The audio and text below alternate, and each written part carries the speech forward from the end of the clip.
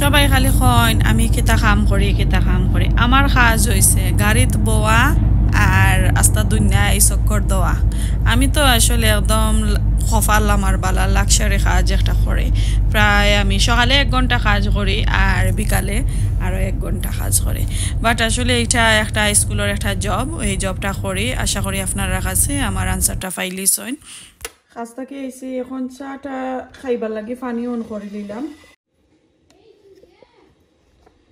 তো চা খাইলাম না কইলাম চা খাইতাম আমি ডিসাইড চেঞ্জ করে লেছি কই একটু সকাল নানি তো একটু ব্ল্যাক কফি খাইমো সো আমি সবসময় ওটা খাইতে বেশ পছন্দ করি এই যে দেখো কফিটা আর ওই যে গ্লাসের জারের মাঝে যে কফি থাকে আর একটু বড় বড় তার দানা এটা আমার কাছে লাগে যখন আমার মাথা ঘোরায় আমার ব্লাড প্রেশার বেশি লো করিলায় সো এর লাগে আমি ব্ল্যাক কফি খাই আর কফি দেখছো নি একদম কম লইছি আর এখন কোলাজেন পাউডার আমি লইলাম 2.5 আর আমি সুগার দিতাম নাই সুগার ছাড়া খাইমো মিল্কও অ্যাড করতাম নাই তো ওইভাবে আমি সকালে একটা খাই আর যেদিন আমার রান্না বান্না বেশি থাকে লাঞ্চর লাগি আমি সকালে যদি ওরকম একটা কফি খাই তো লাঞ্চর রান্না করবার আগে আর একটা চা খাইমু বিস্কুট অথবা আর কোনটা দিয়া আর কি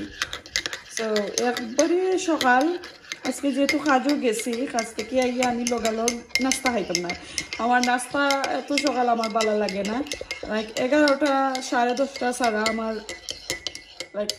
নাস্তা খাইতে একদমই ভালো লাগে না আমার হাজব্যান্ডের তো ঘুম থেকে 5টা উঠুকা আর 6টা উঠুকা আর 7টা 8টা যে সময় উঠোই না এখানে তখন লগালগ নাস্তা হইতো তো এই যে বানাই নিলাম আর একটা জিনিস আপনার সাথে শেয়ার করি সবাই খালি আমার এই যে কোলাজেন পাউডারের রিভিউ দিবার লাগি তে একটা খাইতে বালানি একটা কিতা তো আসলে টিকটক থেকে আমি আনছি টিকটকও সবাই দেখছি একটা রিভিউ দিরা বালা তো আমি জাস্ট খালি একটা বালা পাইছি এই যে একটা খাইয়া আমার জেনে ফাওর নৌক যে কইছিলাম নৌকা গে আমার খালি খাল উঠতো তো এখন আমার একটা আলহামদুলিল্লাহ 99% ভালো হয়েছে তো এটা কইছে তারা যারা যারা রিভিউ দিছেন কইছে নৌকর লাগি বালা এরপরে স্কিনর লাগি বালা তো আমি দেখছি আমার স্কিনর আমি এখনো বুঝতে পারলাম না কিতা ওর কারণ নৌকর আমার কাছে খুবই ভালো লাগছে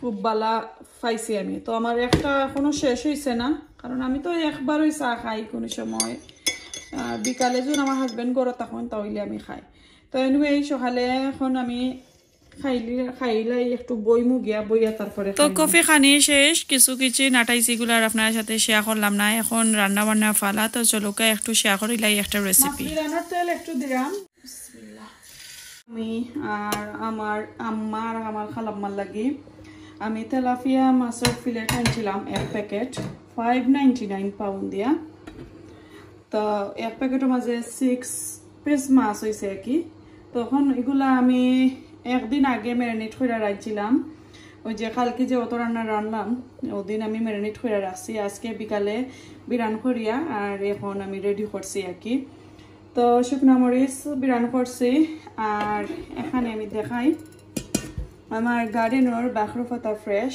আর টেস্ট কথা কি আমি বাংলাদেশি লাগলো যেমন বাংলাদেশি পেঁয়াজের মতন লাগছে ছোট ছোট পেঁয়াজ তো তা আমি এক প্যাকেট আনছিলাম চাটনি খাওয়ার লাগি তো কয়টা খাইছি আর এখানে আরো আমরা নর্মাল পেঁয়াজ যারা রয়েছিল তো ওগুলা খাইটা রেডি রাখছি 2টা কাঁচামরিচ লেফট ওভার রয়েছিল কয়টা খাইটা রাখিলাই রেডি করে লাইছি যখন খাইমো কি ডিনারও তো তখন মাখাইমো 1 ঘন্টা পরে কি এগুলা রেডি করে লাইমো এখন একটু গরম রয়েছে কই থাকুক আমার খালাম্মা কইরা যে খাইবার সময় মাখাইতাম আর কি সো রাখি লাইছি পরে আপনার সাথে শেয়ার করবো বাকিগুলা তো এখন আমরা রাতকের খানির টাইম হয়ে গেছে তো আমি মাছগুলা এখন রেডি করে লাই তো এইদিকে তো পেঁয়াজ কাঁচামরিচ আর ধনে পাতা রেডি করছি কাঁচামরিচ এটা লেফট ওভার আছে লাগে যে কইলাম এখন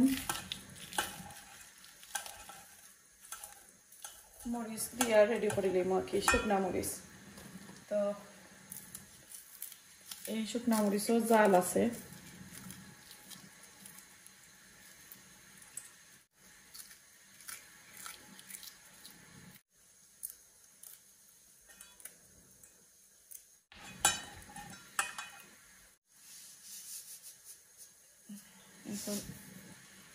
অল্প করে লবণ দিলাম।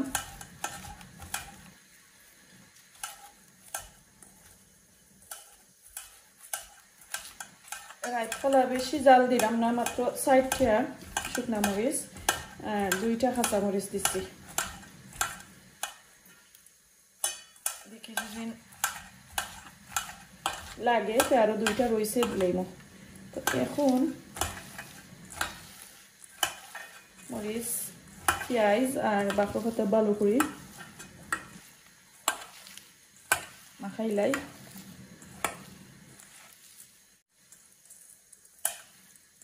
এখানে কত মজার একটা ফ্রেশ গ্রান বার হয়েছে বাকো পাতার। আই থিঙ্ক গার্ডেনের বাকো পাতা একটু কম হয়েছে।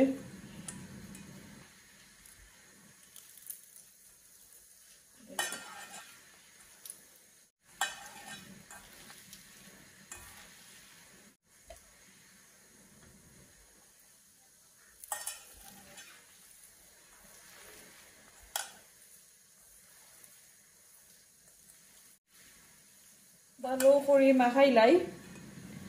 তো জটফট এইভাবে রেডি করে রাখি লইলে, ম্যারিনেট করে যদি আগে রাখি লাইন তো অনেক মজার একটা ফ্লেভার হয়।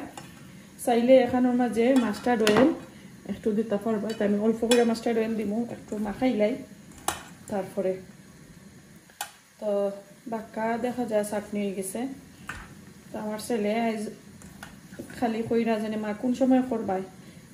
তো মাছ এমনি খাই না, বা তো এইরকম ওর বাইজিয়া যদি আমি চাটনি করি অথবা বর্তা করি বাইজিয়া তাহলে খাই। বড় ছেলে ছোট জনে তো খাই না, আর হাজবেন্ডেও কিছু বর্তা চর্তা করলে খাই, এমনি মাছ টাছ খাই না, আবার বিরানো খাই। তো মাখানি আমার শেষ। এখন আমি একটু লবণ আর যারা দেব একটু কম হয়েছে। এরপরে সাথে আমি অল্প করিয়া like about 1 teaspoon মতন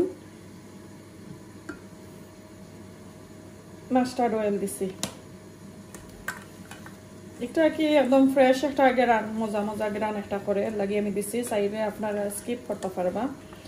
আর তো আমার ভর্তা বাংলাদেশি শীতল চাটনি এগুলা অনেকজনে মিস করেন, স্পেশালি আমেরিকান একজন নাতি আছেন আমার। তো আমার আমরা এক বাগনা, তো বাগনার ছেলে আর কি। তো তাই আমেরিকা থেকে আমার রান্না বান্না অনেক মিস করেন, তারা ফুল ফ্যামিলি বইয়া দেখেন। তো স্পেশালি আমার আমেরিকানি নাতিয়ে বেশি ভালো পায় আমার ভর্তা, অন্য নানান ধরনের খাড়ি রান্না করি সব তা আর কি। তো আস্তা সাস্তা মা তৈলে আমার সুন্দর মাত বানাইতে নাতি কিতা করে বেলা আসনি। আর এই যে দেখো তোমার সাউথাম্পটনের দাদুর আম্মা আইসন, আমি আমার খালাম্মা। আমরা দেখা তো ওখানকে আমরা রাতকে দেখো তেলাপিয়া মাছ দিয়া রান্না করছি, ভর্তা করছি, সরি রান্না নাই ভর্তা করছি। মধ্যে আদা বানাইলাম আর আদা খাইলাম। ওকে, তো ভর্তাটা আমার করা শেষ। অনেক মজার একটা ভর্তা হয়েছে। তো এই যে দেখো কা মাশাআল্লাহ এত সুন্দর একটা ভর্তা হয়েছে, কিরান লাগছে অবশ্যই কমেন্ট করে জানাইবা। তো এখন আমার হাজবেন্ড গেছেন পিক আপ করতে রাতকে খাস বাদে আমার বাইরে ভর্তা কি আনরা পিক আপ করা গিয়া আমরা একলগে খাওয়া দাওয়া করবো। তো যেহেতু আমার খালাম্মা আম্মা আসেন তো হয়তো আমার বাইরেও হইলে আজকে তার ডে অফ। তো এনুয়ে এখন আমার ভাই আইবা, হাজবেন্ড আইবা, আর আমি আমার আম্মা খালাম্মা সবাই মিলে এখন খাওয়া দাওয়া করবো। তো আজকে ভর্তাটা কিলান হয়েছে অবশ্যই কমেন্ট করবা। বাক্কা দিন পরে প্রায় মনে হয় 6 মান্থ পরে আমি তেলাপিয়া মাছ দিয়া একটা ভর্তা বানাইছি। যদি এরকম আপনার কাছে ভালো লাগে অবশ্যই খাইবা, আমার কাছে তো অনেক ভালো লাগছে। রান্না বান্না শেষ, এখন একটু মুখ মারিলাই, এখানে অলরেডি আমি মারি দিয়েছি। এখন চিকেন আর দিলাম পুরা গরম পানি দিয়া। এখন জানো রান্না বান্না মারো হয় না তে একটা গরো গন্ধ করে কিচেনের মফ লাগালো আসলে মারা দরকার